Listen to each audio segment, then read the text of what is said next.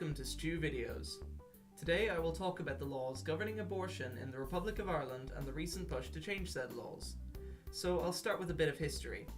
Abortion in Ireland has been illegal since the dawn of the Republic and even before. Up until very recently, the law that governed abortion was the Offences Against the Person Act 1861, which was passed in the British Parliament whilst Ireland was still under British rule.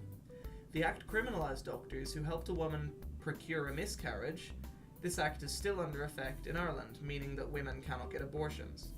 The other law governing abortion was passed a lot more recently and is a lot more important in the fight for abortion rights. This is the 8th Amendment to the Constitution, also known as Article 40.3.3. This was passed in 1983 following a national referendum where the population overwhelmingly voted in favour of enacting the amendment.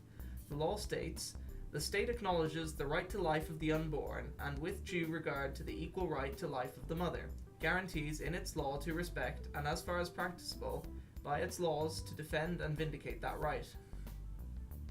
Now, recently there's been an uprising in Irish public opinion to repeal the 8th Amendment. A recent poll conducted by the Irish Times shows that 67% of Irish population wants to repeal the 8th Amendment compared to the 21% who do not. I would agree with the 67%. I am 100% pro-choice when it comes to abortion rights. I'm now going to tell you why I think the 8th Amendment should be repealed. Okay, so I'm sure I won't be able to convince the pro-lifers on the morals of abortion itself. I personally don't have a problem with it, but I can see why people do. Now, the thing about disliking abortion is that it doesn't mean you have to be pro-life or be against abortion rights.